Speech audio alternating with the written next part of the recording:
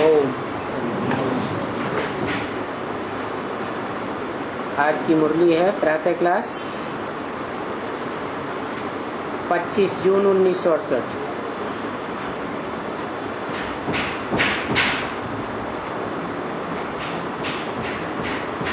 बाप दादा के हाथ में मोतिया के फूल थे। बाबा साक्षात्कार कराते हैं, ऐसी खुशबूदार फूल बनने हैं।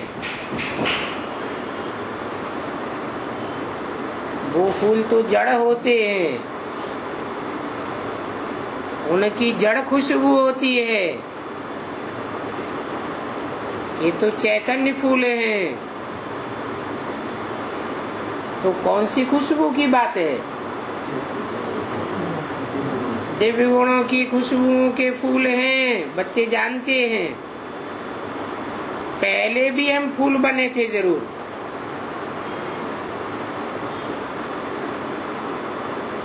गुलाब के फूल बने थे व मोतिया के फूल बने थे।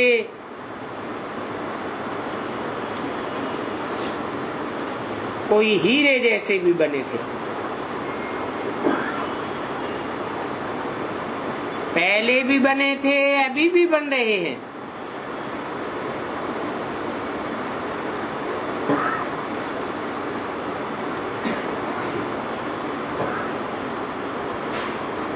ये हैं सच्चे सच्चे फूल। आगे तो झूठे थे। हीरो में भी इमिटेशन होता है ना, झूठ ही झूठ, सच की रत्ती नहीं। अभी तुम बच्चे तो सच्चे हीरे बनते हो, तो फिर जो सच्चे हैं उनमें सभी प्रकार के गुण चाहिए। और जिनमें जितने गुण हैं, जितनी खुशबुएं हैं, वो औरों को भी दान कर सकते हैं। आप सामान तो बना सकते हैं ना। इसलिए बाप कहते रहते हैं बच्चों को कि बच्चे पोता मेल रखो, अपने गुणों और अवगुणों का पोता मेल रखो। देखना है हमारे में कौन से अवगुण हैं और दैवी गुणों में क्या कमी है। शाम को व रात को रोज अपना पोता मेल निकालो।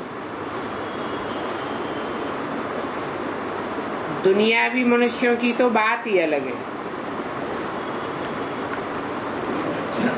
और तुम कोई दुनियावी मनुष्य नहीं हो।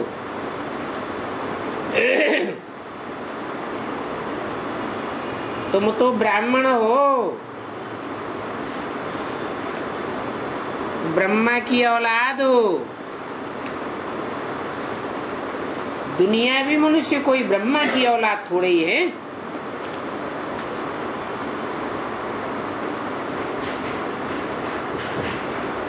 भला मनुष्य तो सभी हैं,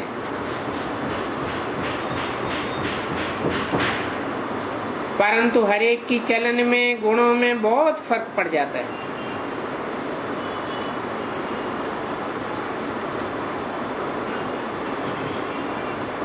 तुम जानते हो कि माया के राज्य में भी कोई कोई मनुष्य बहुत अच्छे गुणवान होते हैं, परंतु वो गुणवान बाप को तो नहीं जानते हैं।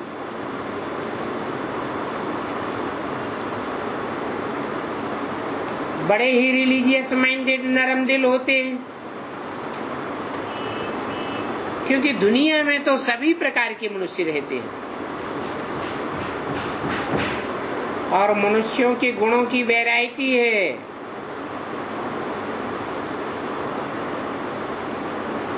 परंतु नई दुनिया में तुम जब देवताएं बनते हो तो दैवी गुण तो सभी में रहते हैं। बाकी पढ़ाई के कारण मर्तबे कम ज्यादा हो जाते हैं। तो एक तो पढ़ाई पढ़ना है, दूसरे अपने अवगुणों को देखना है और निकालना है। ये बात तो बच्चे जानते हैं कि हम दुनिया के मनुष्यों से न्यारे हैं। यहाँ तो जैसे कि ब्राह्मण कुल बैठा हुआ है और दुनिया वाले तो सब शूद्र कुल के हैं, कलयुगी हैं, और तुम तो संगमयुगी ब्राह्मण हो। तो कलयुगी मनुष्यों में और संगमयुगी ब्राह्मणों में रात दिन का फर्क हो जाता है। क्या फर्क हो जाता है? शूद्र कुल में होती है मनुष्यों की मत और ब्राह्मण कुल में होती है ईश्वरीय मत, और वो ईश्वर की मत तुमको ब्रह्मा द्वारा मिलती है। तो पहले पहले तुमको भी औरों को बाप का परिचय देना है। तुम बतलाते हो फलाना ये कहते हैं, तुमसे बैठ बहुत आर्ग्यू करते हैं।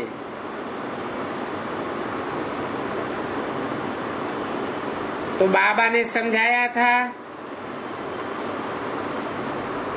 कि तुम लिख दो,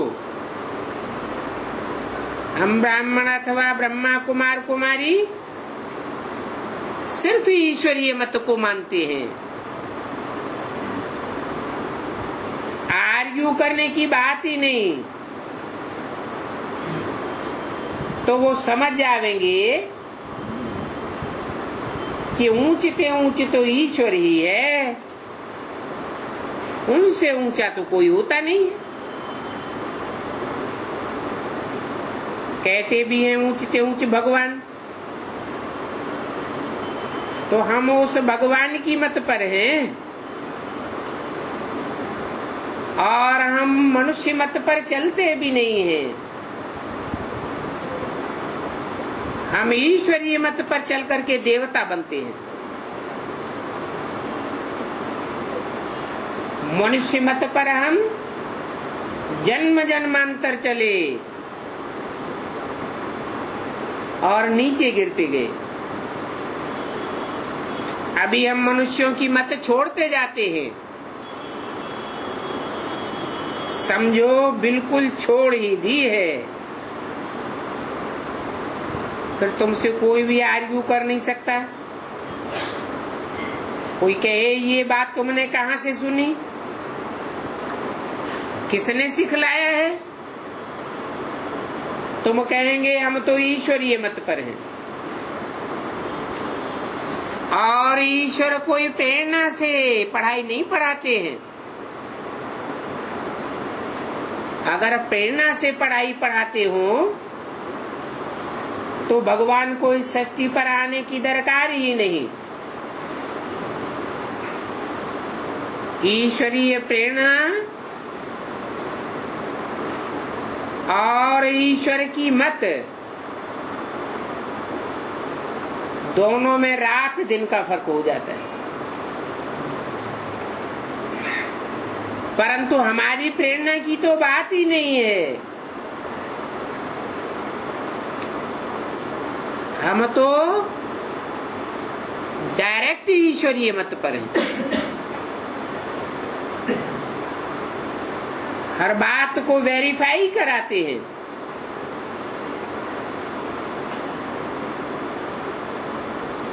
और प्रेरणा का हमारे लिए कोई अर्थ नहीं है। प्रेरणा अर्थात विचार,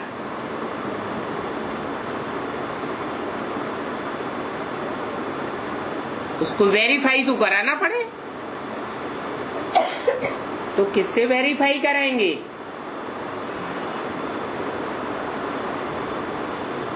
जब तक भगवान ना आवे तब तक एग्जैक्ट वेरीफाई तो कोई कर न सके। तो बोलो, बस हम तो डायरेक्ट ईश्वर की मत पर अभी चलते हैं, इसमें प्रेरणा आदि की बात नहीं है। हम बेहद के बाप के बच्चे हैं और हम डायरेक्ट ईश्वर से समझे हुए हैं। बोलो, भक्ति मार्ग के शास्त्रों की मत पर हम बहुत समय चले, अभी तो हमको ईश्वर की मत मिलती है। भक्ति मार्ग के शास्त्र है मनुष्यों की मत, क्योंकि मनुष्यों ने ही लिखे हैं,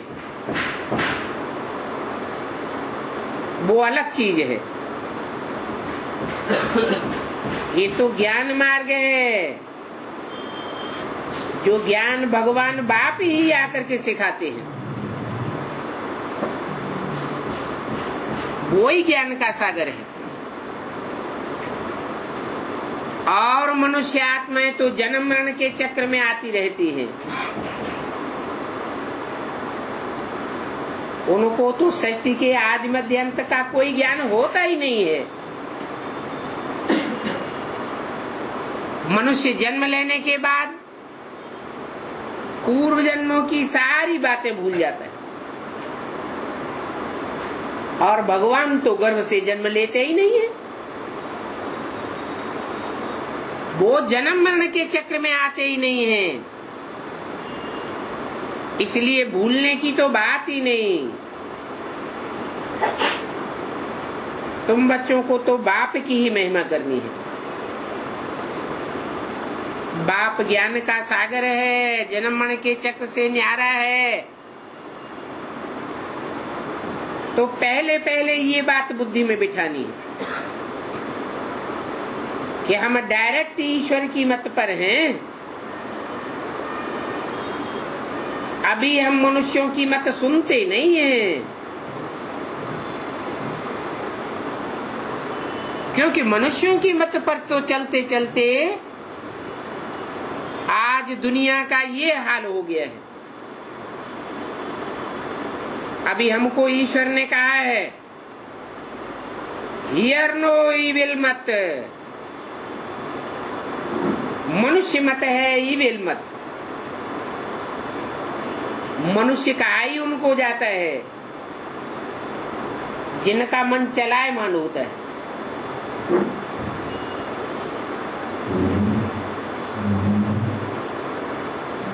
मन की चंचलता बंद हो जाए तो देवता कहा जाता है। तो बाप कहते हैं सीनो मनुष्य मत। इसके लिए सदैव अपन को आत्मा देखो, दूसरों के भी शरीर को न देखो। ये तो पतित शरीर हैं और सब विनाशी हैं। इन शरीरों में जो आत्माएं हैं वो अविनाशी हैं। तो पतित को क्या देखना है? हमारी ये आंखें भी पतित हैं। अभी हमको बाप ने तीसरा नेत्र दिया है, तो तीसरे नेत्र से, ज्ञान के नेत्र से आत्मा को देखो। ये शरीर तो पतित का पतित ही है। ये शरीर कभी भी यहाँ सुधरने का नहीं है। हमारी आत्मा पावरफुल होती जाएगी बाप को याद करने से, और शरीर तो सड़ते ही जाएंगे।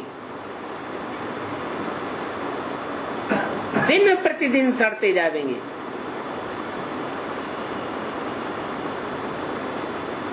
इस दुनिया में सुधरती तो है आत्मा,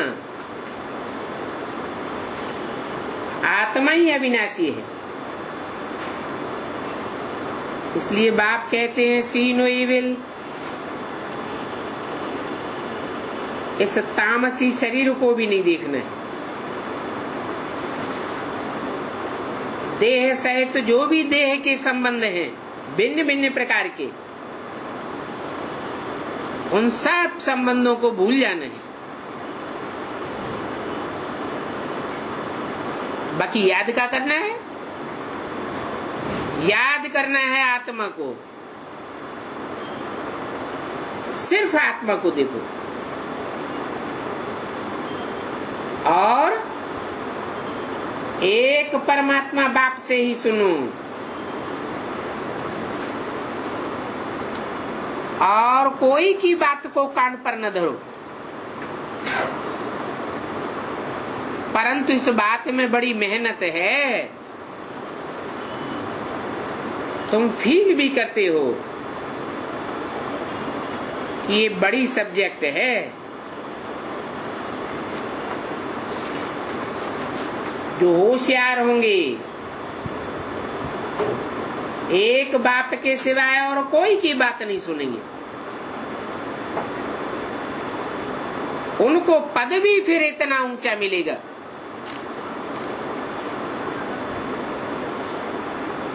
सेकंड में जीवन मुक्ति मिल सकती है, परंतु फिर अगर ऐसा पुरुषार्थ नहीं करेंगे, गफलत करते रहेंगे, औरों की बातों को भी कान पर धरते रहेंगे, श्रेष्ठ पुरुषार्थ न किया तो फिर सजाएं भी बहुत खानी पड़ेंगी।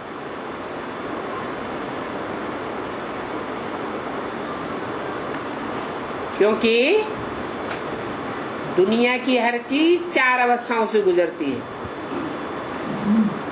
ज्ञान भी 4 अवस्थाओं से गुजरता है। सतो प्रधान, सतो सामान्य, रजो और तमो। अगर एक बाप की न सुन करके औरों से भी सुना तो बेविचारी ज्ञान हो जाएगा।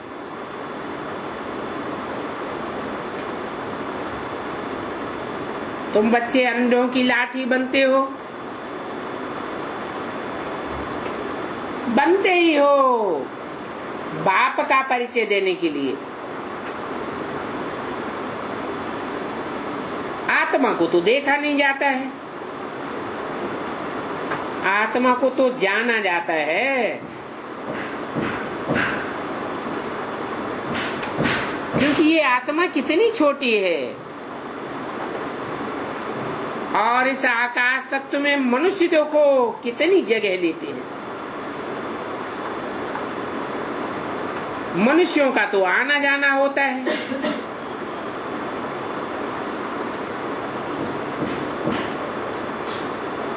आत्मा कहाँ आती जाती है?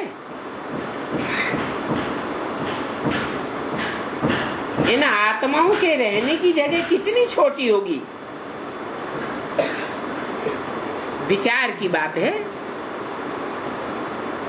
आत्मा कितनी अति सूक्ष्म है,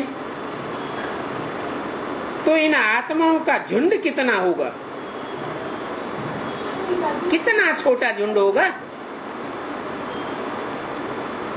शरीरों की भेंट में तो आत्मा कितनी छोटी है,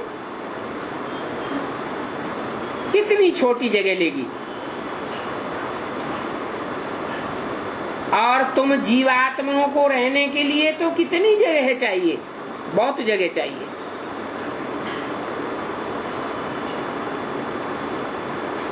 अगर सिर्फ आत्माओं को इकट्ठा करो तो उनके लिए एक फरलांग भी नहीं होगा।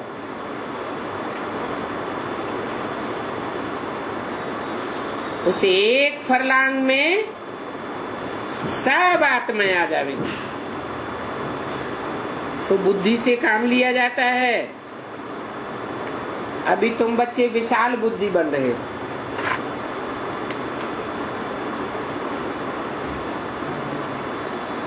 पच्चीस जून 1968 की वाणी का दूसरा पेज। मनुष्य तो कह देते हैं परमात्मा नाम रूप से न्यारा है।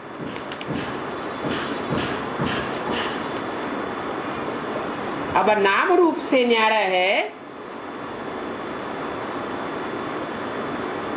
तो फिर ज्ञान कैसे सुनावेगा?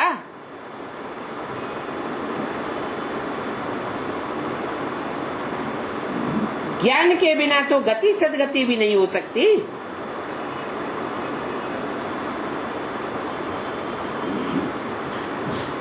परमात्मा नाम रूप से न्यारा है तो आत्मा भी नाम रूप से न्यारी है। फिर बाकी क्या रहा? फिर तो कुछ भी नहीं रहा। तो ये सभी बातें विचार की जाती हैं। तुम बच्चे तो जानते हो हम आत्माओं के रहने का स्थान ब्रह्म महत तत्व है और वो ब्रह्म महत्व कितना फैला हुआ, कितना बड़ा है। आकाश तत्व से भी उसको बड़ा कहेंगे।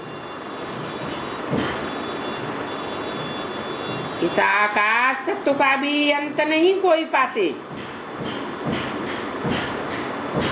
और ब्रह्म तत्व का तो कोई अंत ही नहीं है। सागर का भी कोई गहराई का अंत नहीं ले पाता। तो देखो कितना फर्क हो जाता है। वो ब्रह्म महत्व है आत्माओं का घर। उस आत्माओं के घर से हम इस दुनिया में आते हैं पाठ बजाने के लिए।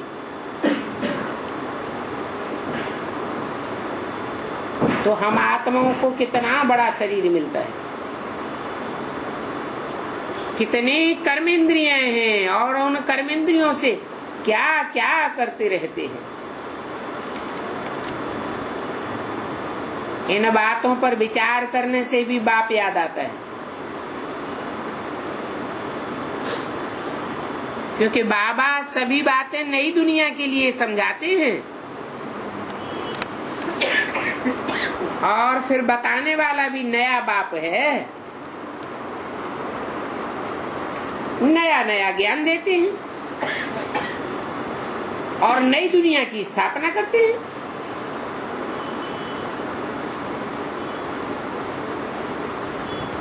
मुख्य नई बात है कृष्ण गीता का भगवान नहीं है।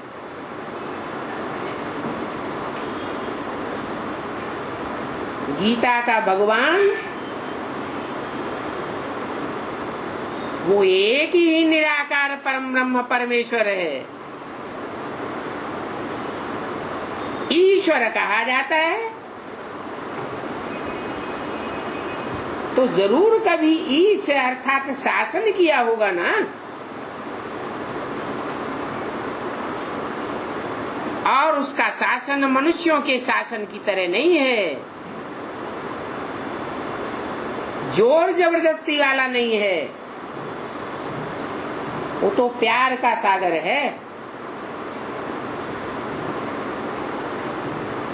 बाकी रचयिता और रचना के आदि मध्य अंत का ज्ञान उस बाप के सिवाय और कोई बता ही नहीं सकता। तो मनुष्य तो बेचारे कुछ भी नहीं जानते।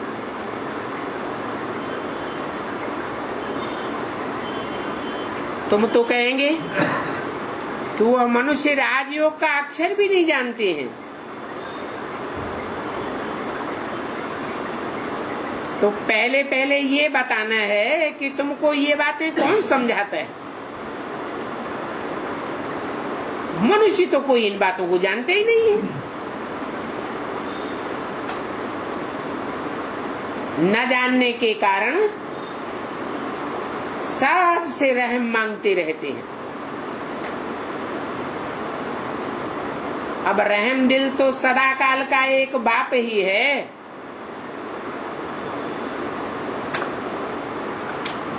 हमारी आत्मा में भी इतनी दम नहीं है कि हम अपने ऊपर रहम कर सके।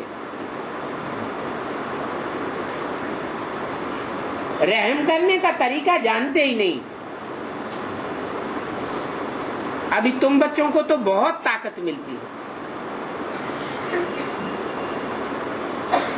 तुमने बाप से वर्षा लिया है और कोई से रहमदिल नहीं बनते हो। कोई को रहमदिल कहा ही नहीं जाता है। कोई भी मनुष्य मात्र को देवता नहीं कहा जा सकता। हाँ, बाप आकर मनुष्य से देवता बनाते हैं तो वो एक बाप ही रहमदिल है जो मनुष्य को देवता बनाते हैं। बाकी मनुष्यों की तो सब काग बिस्टा समान रहमदिल है। इसलिए कहते हैं परमपिता परमात्मा की अपरम अपार महिमा है। उस महिमा का पारावार नहीं है। क्योंकि बाप जो नई दुनिया बनाते हैं उसमें सभी कुछ तुमको नया मिलता है। नया नया सतो प्रधान सुखदायी होता है। इस पुरानी दुनिया में तो सभी कुछ तमो प्रधान दुखदायी है।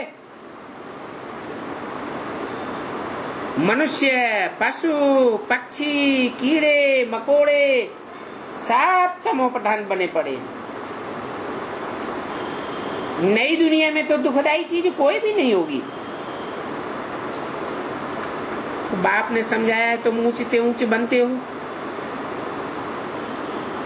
जो ऊंचे आदमी होते हैं, साहूकार होते हैं, उनका फर्नीचर भी बहुत अच्छा होता है।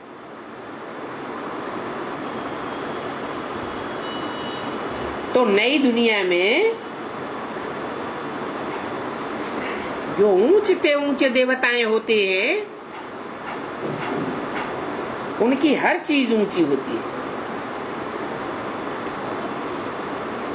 तुम ये भी जानते हो कि ऊंचे ते ऊंचा तो भगवान गाया हुआ है।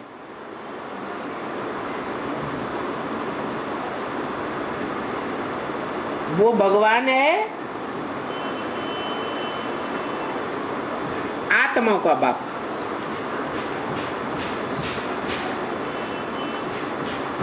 उस ऊंचते ऊंच बाप से विश्व की बादशाही मिलती है। तो बाप कहते हैं मैं तीरी पर बहस्त लेकर के आया हुआ हूं। तीरी हथेली को कहा जाता है। ये बुद्ध रूपी हथेली है। हमारी बुद्ध रूपी हथेली में भी नई दुनिया का सारा ज्ञान तिरोहित कर देते हैं।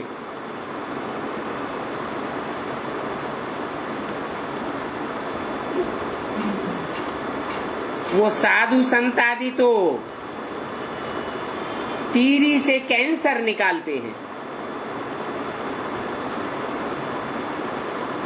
बाप कहते हैं यहाँ ऐसी चमत्कार की कोई बात नहीं है।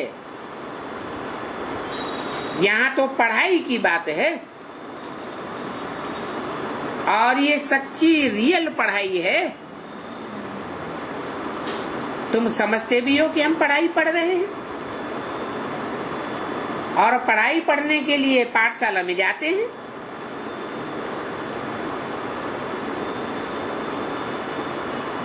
ये पाठशालाएं तुम बहुत खोलो।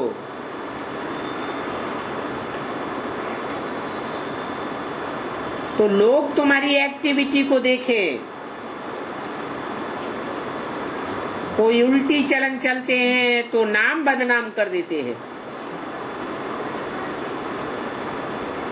फिर लोग कहेंगे ये कैसी इनकी ईश्वरीय गीता पाठशाला है। कोई मानेगा नहीं। इस गीता पाठशाला में ईश्वर पढ़ाते हैं। तुम जानते हो जो देह अभिमानी होते हैं उनकी एक्टिविटी ही अलग हो जाती है। लोग ऐसी एक्टिविटी देखेंगे तो फिर सभी प्रकार के कलंक लगाते रहेंगे। समझेंगे कि इनकी एक्टिविटी में तो कोई फर्क नहीं है, तो गोया बाप की निंदा कराई ना, सारा दोष उन पर आ जाता है। 100 गुना पाप चढ़ता रहता है। भक्ति मार्ग में जो पाप कर्म करते थे वो तो 1 गुना पाप बढ़ता है। और यहाँ ईश्वर बाप को पहचानने के बाद, बाप का परिचय दूसरों को देने के बाद, अगर ऐसी उल्टी एक्टिविटी करते हैं तो 100 गुना दोष पड़ जाता है। तो जिनके ऊपर 100 गुना दोष चढ़ता रहेगा उनकी अवस्था नीचे गिरेगी या ऊपर उठेगी? तो बच्चों में गुण बहुत अच्छे चाहिए। तुम जानते हो कि तुम्हारे कैरेक्टर्स बदलने में कितना टाइम लगता है, ये भी समझते हो कि कोई कोई के कैरेक्टर्स बहुत अच्छे फर्स्ट क्लास हो जाते हैं और उनके कैरेक्टर्स देखने में भी आते हैं। बाबा भी एक एक बच्चे को बैठ करके देखते हैं, इनकी कर्मेंद्रियां क्या क्या कर्म करती हैं, इनमें क्या क्या गुण हैं और क्या क्या अवगुण हैं। बाप की नजर गुण और अवगुण दोनों पर जावेगी।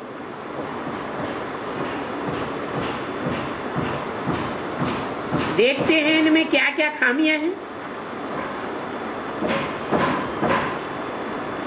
जो खामियां निकालनी चाहिए, एक एक बच्चे की बैठ जांच करते हैं और ये भी जानते हैं कि अभी सब बच्चों में खामियां तो हैं जरूर, कोई में कम है, कोई में जास्ती है। तो बाप सभी को देखते रहते हैं, बच्चों का रिजल्ट देखते रहते हैं खामियों के ऊपर, क्योंकि बाप को तो बच्चों पर लव रहता है ना। तो जानते हैं इनमें ये खामी है, इन खामियों के कारण ये इतना ऊंच पद नहीं पा सकते हैं। अगर खामियां नहीं निकलेंगी तो ऊंच पद पाना बड़ा मुश्किल है। कोई को देखने से भी मालूम पड़ जाता है।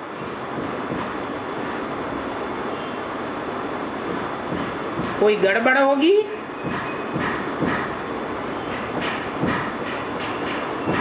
तो बाबा शिकल देख करके ही समझ जाएंगे।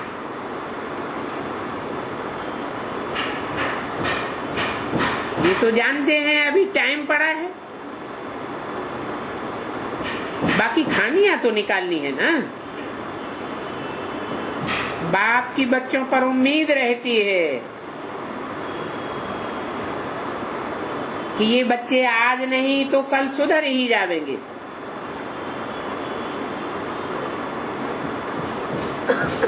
तो कितना टाइम लग जाता है एक एक की जांच करने में। बाप की नजर एक एक की गुणों पर पड़ेगी।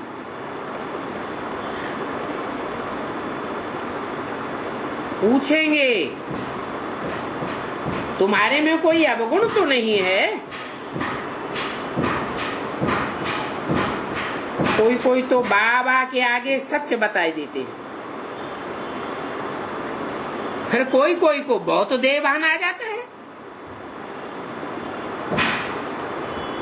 तो जिनमें देह भान आता है वो बताते ही नहीं है।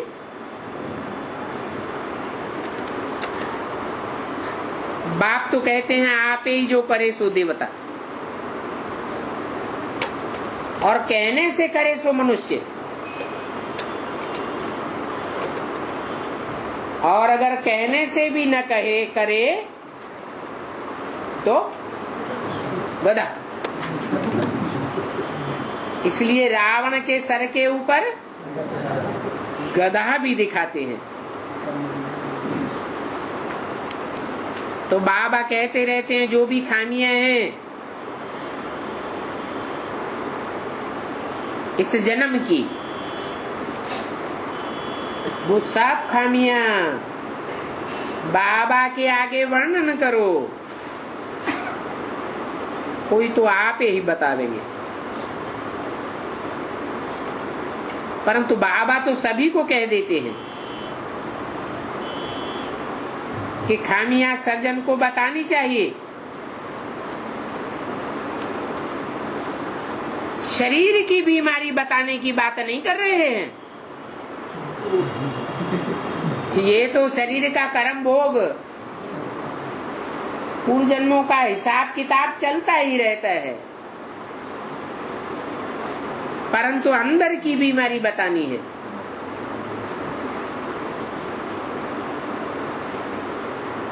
बताना चाहिए कि तुम्हारे अंदर में क्या क्या गंदे गंदे ख्यालात आते हैं, क्या क्या आसुरी संस्कार चलते हैं। तो उस पर बाबा समझावेंगे। इन हालातों में तुम इतना ऊंच पद नहीं पा सकेंगे, क्योंकि तुम्हारी रील शूटिंग हो रही है ना। ये संकल्पों की रील अच्छी नहीं घूम रही है।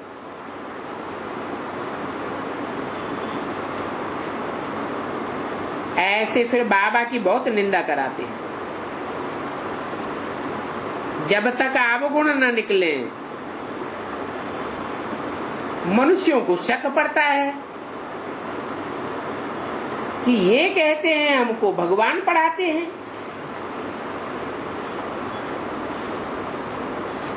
परंतु ऐसा तो हो नहीं सकता। फिर पक्का कर देते हैं कि भगवान तो नाम रूप से न्यारा है। ये जो हमको समझाते हैं कि भगवान मुकर्रर रथ में आता है, ये बात तो झूठी है। भगवान तो जरूर सर्वव्यापी है। अब तुम समझ सकते हो कि सर्वव्यापी भगवान कैसे पढ़ावेंगे। तो बाबा देखते हैं इनकी चलन कैसी है। ये तो बाप जानते हैं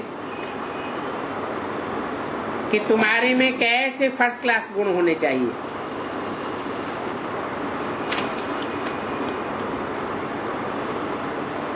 अगर अपने अवगुण छिपाते रहेंगे बाप से तो तुम्हारा ज्ञान का तीर इतना कोई को नहीं लगेगा।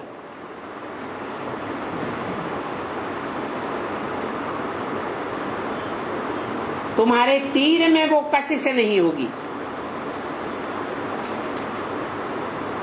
इसलिए जितना हो सके अपन में अवगुण उनको निकालते जाओ, नोट करते जाओ हमारे में ये खामी है। तो वो खामियां दिल के अंदर खाती रहेंगी, नहीं तो बहुत घाटा पड़ जाता है। क्योंकि दिल खाती है, बार बार दिल में खाता है, तो संकल्पों की शूटिंग में खामी आ जाती है ना। शूटिंग खराब होती रहती है। जो अच्छे व्यापारी लोग होते हैं रोज अपना खाता निकालते हैं, आज कितना फायदा हुआ, कितना घाटा हुआ, रोज का देखते हैं ना। तो ये बाप भी कहते हैं कि रोज अपनी चाल को देखो, अगर नहीं देखेंगे तो बहुत अपना नुकसान कर देंगे।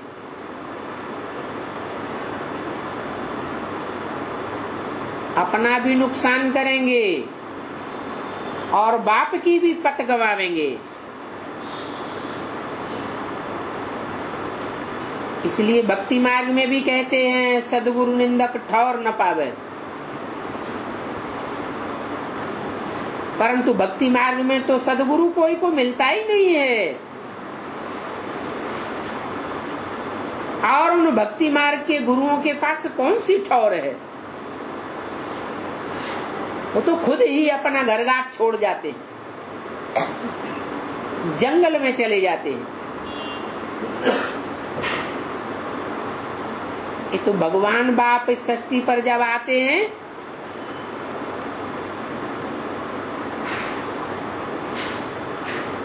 तो ऊंचे ते ऊंचा ठाव बनाने वाला तुम बच्चों को भी ऊंचे ते ऊंचे स्वर्ग में भेज देता है। परंतु जो देह अभिमानी होंगे वो ठौर नहीं पावेंगे, क्योंकि बाप की निंदा कराते रहते हैं। जो जितना देही अभिमानी बनेंगे वो उतना अच्छा ठौर पावेंगे।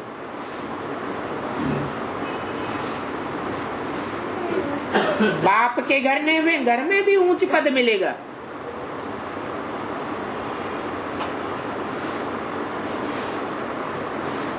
बाप का घर परमधाम भी है,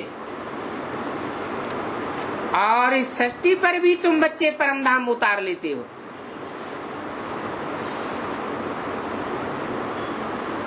वहां सब आत्माएं नंबरवार जाकर के बैठेंगी।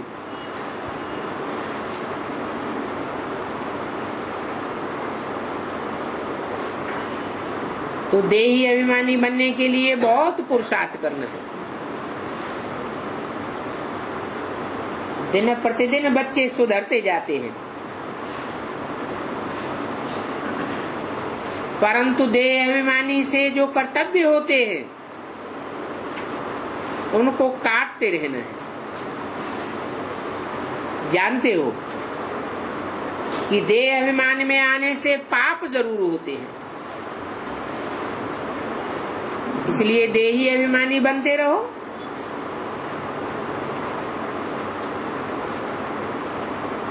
ये तो समझते हैं कि जन्म लेते ही तो कोई नहीं बन जाता है, और ये तो है ईश्वरीय जन्म। और यहाँ तो पढ़ाई की बात है, पढ़ाई में भी टाइम लगता है।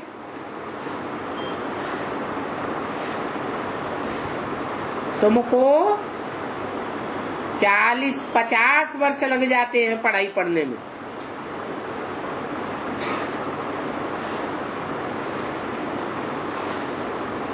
देह अभिमानी से आत्माभिमानी बनने में कितना लंबा समय लगता है। टाइम तो लगता है ना, ये भी तुम समझते हो कि अभी इस पुरानी दुनिया से हमको वापस जाना है। दुनिया में ऐसा और कोई मनुष्य नहीं होगा जो समझे कि हमको ये दुनिया छोड़ करके वापस जाना है। बाप तुमको सच्चा वैराग दिलाते हैं। दुनिया के मनुष्य तो जैसे जानवर बुद्धि हैं। बाबा के पास बच्चे आते हैं, कोई 6 मास बाद आते हैं, कोई 3 मास बाद भी आते हैं। तो बाप देखते हैं इतने समय में क्या क्या इनकी उन्नति हुई है। दिन प्रतिदिन कुछ न कुछ सुधरते रहते हैं, या कुछ दाल में काला है। कोई पढ़ते पढ़ते पढ़ाई को छोड़ देते हैं, तो बाबा कहते हैं ये तुमने क्या किया। भगवान तुमको पढ़ाते हैं भगवान भगवती बनाने के लिए। इससे ऊंच पद कोई होता नहीं है, और तुम पढ़ाई को छोड़ देते हो। तुम तो बड़े ही कम वक्त निकले। अरे वर्ल्ड गॉडफादर पढ़ाते हैं, इसमें एब्सेंट होने की तो बात ही नहीं होना चाहिए। परंतु माया कितनी प्रबल है।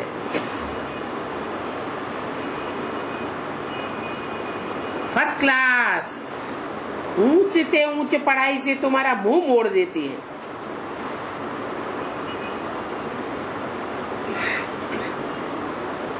बहुत बच्चे हैं जो ऐसे ही चलते रहते हैं, बहुत एब्सेंट होते हैं,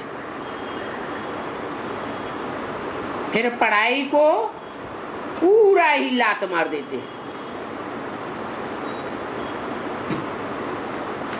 ये तो तुम समझते हो।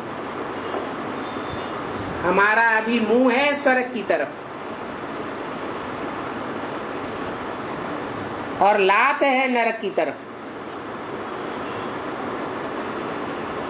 क्योंकि तुम अभी संगम युगी ब्राह्मण हो। एक तरफ नरक की दुनिया और दूसरी तरफ स्वर्ग की दुनिया है। ये तो पुरानी रावण की दुनिया है। तो रावण की दुनिया की तरफ तुम्हारी लात है, और तुम्हारा मुंह स्वर्ग की तरफ है। भक्ति मार्ग में भी जब मरते हैं, शमशान घाट में ले जाते हैं, तो मुंह फिराए देते हैं, मुंह शमशान घाट की तरफ कर देते, लात गांव की तरफ कर देते।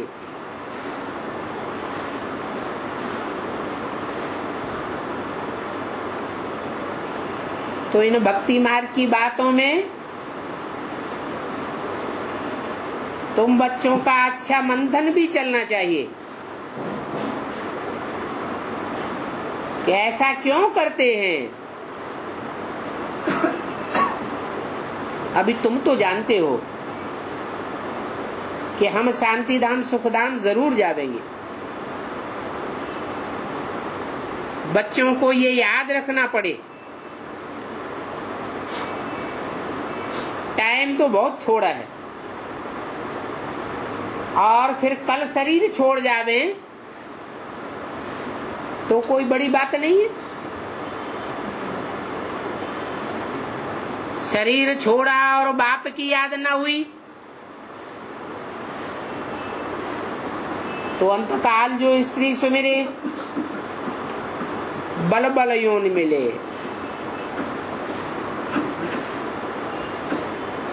नीचे गिरती जाती है आत्मा। तो पुरुषार्थ करना है,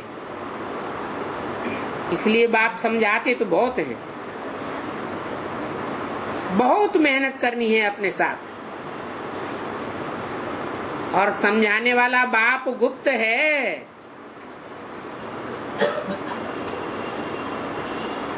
उनकी नॉलेज भी गुप्त है।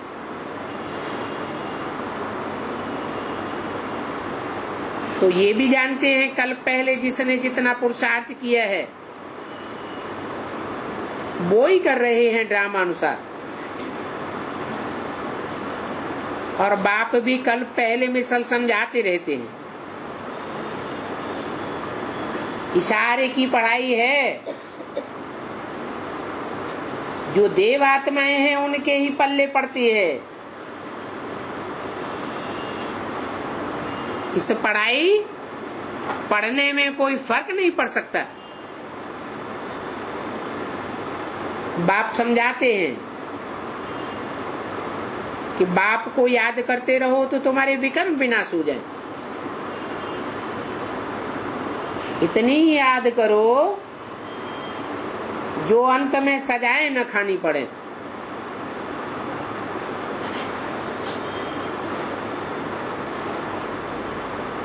बाप की इतनी परवरिश लेते हो, पढ़ाई पढ़ते हो, और अंत समय में बाप के सामने बैठ सजाएं खावेंगे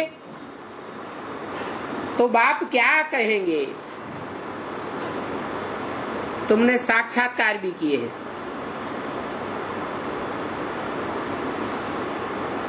और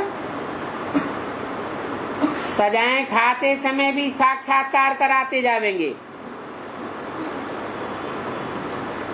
उस समय तुम बाबा के सामने सर भी नहीं उठा सकेंगे।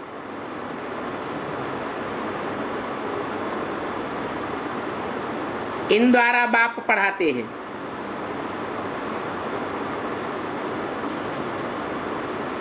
तो जिनके द्वारा बाप पढ़ाते हैं उनका ही साक्षात्कार होगा।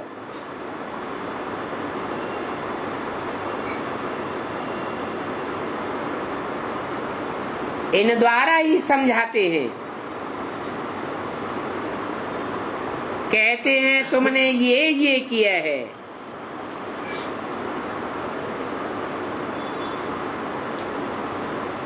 फिर उस समय बहुत रोएंगे,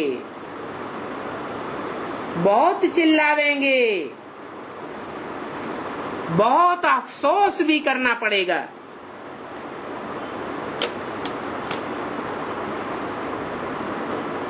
प्रूफ बिगड़ तो, साक्षात्कार बिगड़ तो सजा मिल न सके। कहेंगे तुमको इतना समझाते थे, इतना पढ़ाते थे, फिर भी तुमने ऐसे ऐसे काम किया। जैसे बाबा ने मिसाल बच्चों को बताया,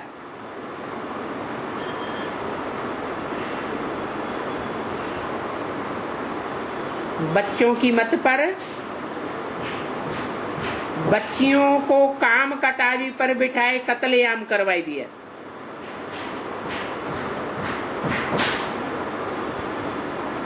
बाप तो समझाते हैं शादी बर्बादी, और बाप की अवहेलना कर दी तो कितना पाप चढ़ जाता है। ऐसा पाप तो इस समय तक कोई ने नहीं किया है। सजाएं भी बहुत कड़ी हैं। ऐसों का फिर बाप के साथ योग लग न सके।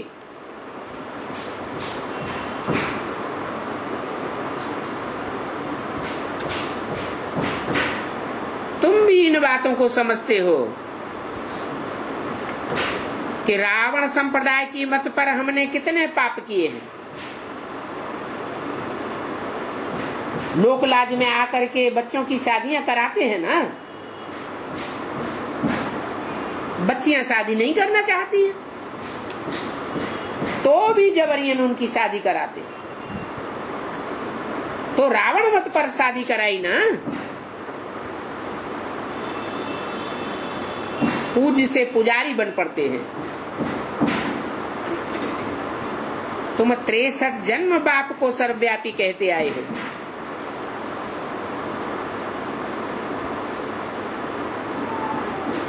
अभी तो बुद्धि में आ गया है कि बाप एक व्यापी होकर आया है, तो एक की मत पर ही चलना चाहिए।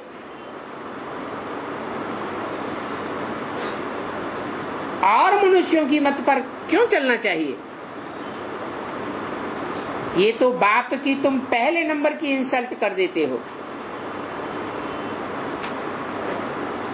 और इस इंसल्ट का बहुत हिसाब किताब बन जाता है।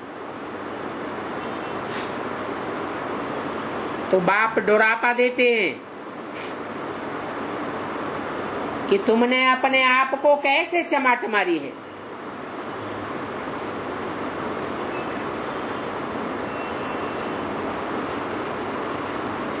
तिरसठ जन्म भी चमाट मारी और अभी भी शूटिंग करते रहते हैं।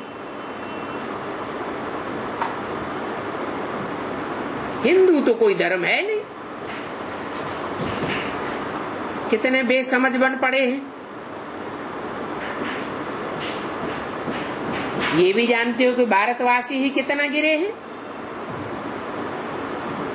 तो बाप आकर के समझाते हैं। इस समझाने से तुमको कितनी समझ मिली है। सो भी बच्चे नंबरवार समझते हैं। ड्रामा अनुसार आगे भी ऐसे ही इस समय तक क्लास की है और जितना जिसने क्लास की है उसकी ऐसी ही रिजल्ट रही है। बाप बतावेंगे तो सही ना।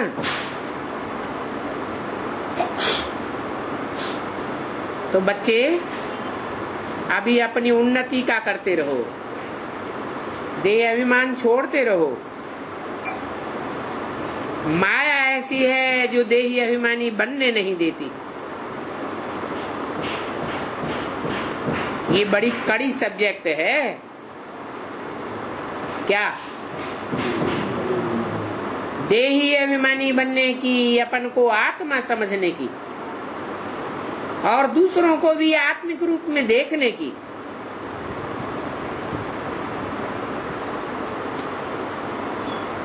बाप को याद करेंगे तो सारे पाप भस्म हो जाएंगे, तुम सतो प्रधान बन जाएंगे।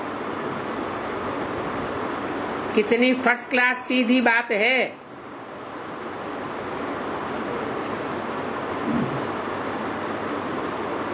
जिन आत्माओं की बुद्धि देह में धरी रहती है उनको कहेंगे देहधारी, देह अभिमानी। उनको याद करते रहेंगे तो देह अभिमानी ही बनते रहेंगे। दैहिक संग का रंग लगता रहेगा। और बाप तो सदैव देही अभिमानी है, सदैव आत्मिक रूप में रहने वाला है। स्वरूप स्थित है। ऐसा बाप जो स्वयं स्थिति में सदैव रहने वाला है, स्वर्ग स्थापन करता है। तो ऐसे को याद करेंगे तो तुम जरूर सतो प्रधान बनेंगे। ये तो जानते हो मनुष्य देवता बनना बहुत बड़ा इम्तिहान है, परंतु इसमें कोई किताब शास्त्र आदि की बात नहीं है। क्योंकि ये बाप तो आकर के पढ़ाई पढ़ाते हैं, तुमसे बहुत आर्ग्यू करते हैं।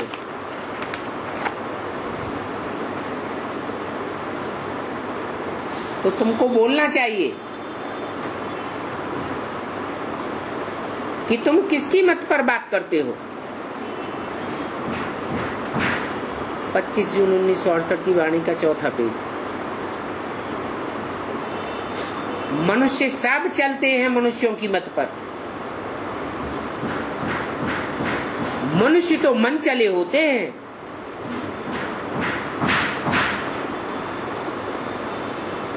शास्त्रों की मत पर चलते रहते हैं। कोई भी कह नहीं सकता हम ईश्वर की मत पर चलते हैं, और कहे भी तो साबित नहीं कर सकता। और तुम तो कहते भी हो और ये बात साबित भी करते हो, बताते हो कि हम प्रेरणा आदि की बात नहीं मानते। ऐसे नहीं कि भगवान बाप हमको प्रेरणा देते हैं, नहीं। हमको तो डायरेक्ट बाप पढ़ाते हैं, हमको तो बाप की सन्मुख मत मिलती है, प्रेरणा आदि की बात ही नहीं है। ऐसे बहुत कहते हैं भगवान ने हमको प्रेरणा दी।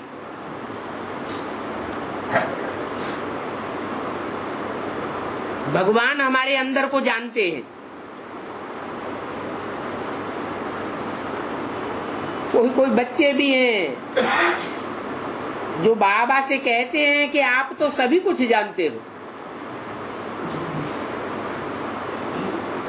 अब बाबा को एक एक के दिल के अंदर की बात जानने की क्या जरूरत पड़ गई। बाबा तो कहते हैं मैं तो तुम्हारा पोता मेल तुमसे पूछता हूं। अगर जानता होता तो पूछने की क्या दरकार। ये तो हम जानते हैं कि तुम बच्चे ही कितने जंगली बन पड़े, उल्लू पाजी बन पड़े। इसमें सभी कुछ आ जाता है, ये बात भी मैं जानता हूं। तो बाकी फिर मैं क्या पूछूं, क्या होगा। बच्चे समझते हैं बाबा तो ठीक ही कहते हैं। पहले तो हम बंदर से भी बदतर थे। कहाँ वैश्यालय और कहाँ शिवालय, कहाँ वो मनुष्य पढ़ाते हैं और कहाँ ये सभी आत्माओं का बाप हमको बैठ पढ़ाते हैं। तुम जानते हो हम कितनी मेहनत करते हैं, परंतु भगवान पढ़ाते हैं। इस बात का अगर निश्चय हो जाए तो फिर हम उससे ही पढ़ेंगे। परंतु यह बात कोई की बुद्धि में पक्की पक्की बैठती नहीं है। आज निश्चय पक्का होता है, कल माया निश्चय को हिलाई देती है। इतनी प्रदर्शनी की, क्या तुम समझते हो कि किसी को निश्चय हुआ होगा? एक को भी नहीं हुआ।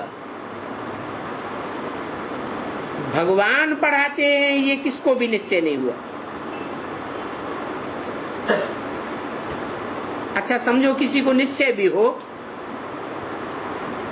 अगर निश्चय हो जाए तो निशानी क्या होगी? निशानी होगी कि बाप का नाम बाला करके दिखावेगा। मेहनत है ना। तुम्हारे में भले कोई सर्विस करते हैं, परंतु दैवी गुण तो देखने में नहीं आते। निश्चय बुद्धि वालों की एक्टिविटी तुम बच्चों को बाप बतलाते रहेंगे कि इसको कहा जाता है निश्चय बुद्धि विजयते। ऐसे निश्चय बुद्धि बाप को बहुत ही लव करेंगे, क्योंकि बच्चे जानते हैं बाबा हमारी तकदीर को बहुत ऊंच बनाते हैं। ऐसे बच्चों की निशानी है कि बाप का बच्चा बन करके फिर कभी भी रोएंगे नहीं। क्या अगर रोते हैं तो जैसे कि इनको बाप के ऊपर निश्चय ही नहीं है। अगर रोते हैं तो कौन कहेंगे कि इनको बाप मिला है।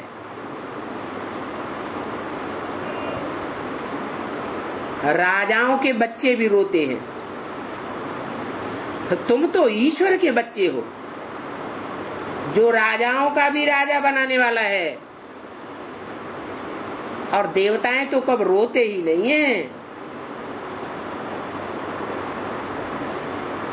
तो ये सभी बातें यहाँ सीखना है। अभी तुम जानते हो भारत ऐसा था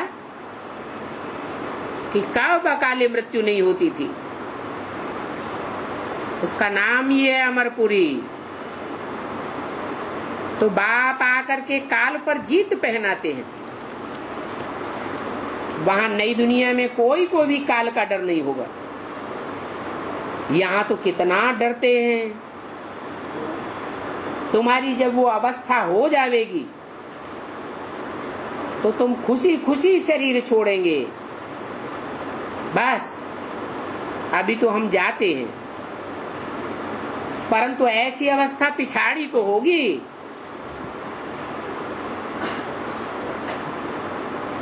ऐसे बैठे बैठे शरीर को छोड़ देंगे। ऐसे नहीं कि सोए हुए रहेंगे। तुम जानते हो कि जो सेकंड ग्रेड वाले सन्यासी होते हैं वो भी ऐसे बैठे बैठे शरीर छोड़ देते हैं,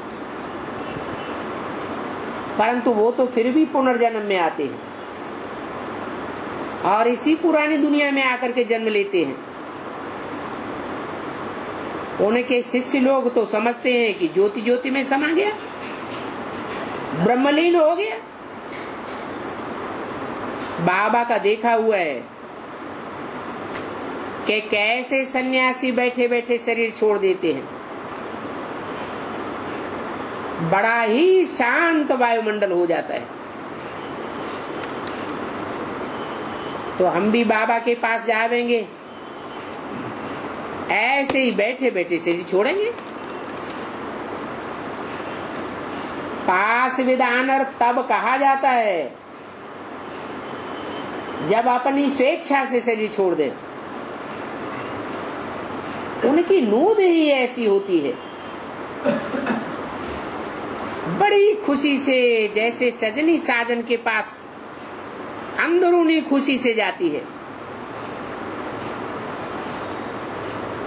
ये भी आत्माओं का बाप है ना। बाप भी है तो साजन भी है। तो ऐसे बैठे बैठे जाना है।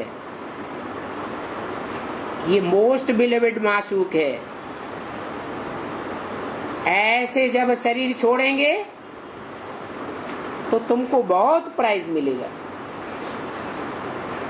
तुम समझते हो बाबा बरोबर ठीक कहते हैं। जाना तो है ऐसे ही, तो अपनी अवस्था की जांच करनी है। कोई स्त्रियां पति के पिछाड़ी शिक्षा पर चढ़ती हैं,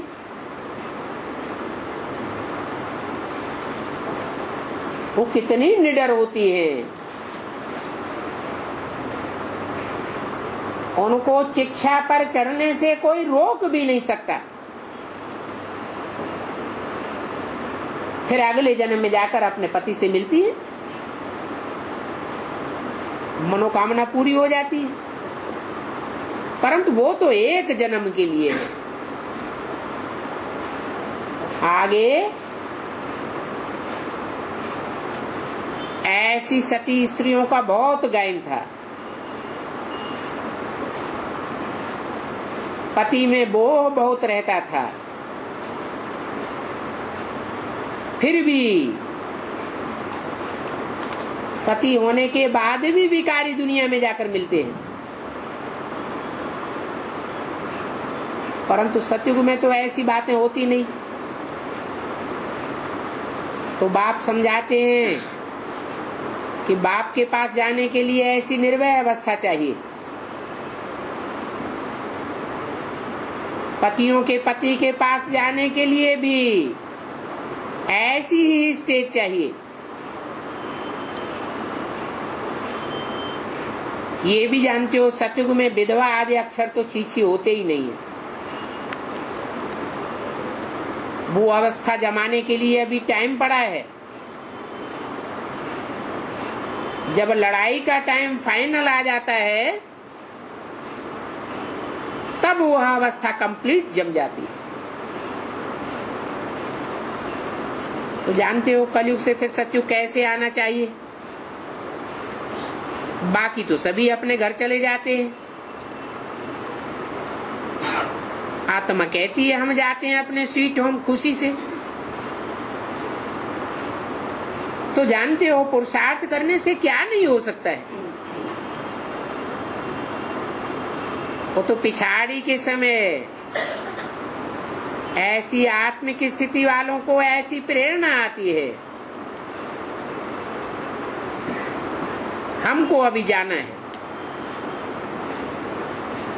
ऐसी अवस्था ड्रामा में नूद है, जाने के लिए तख्त पर बैठ जाएंगे, वहां मालूम भी पड़ता है कि हम शरीर छोड़ जाकर के बच्चा बनूंगा, वैसे ये भी मालूम पड़ेगा। कहां भी होंगे ऐसे ही बैठे बैठे जावेंगे।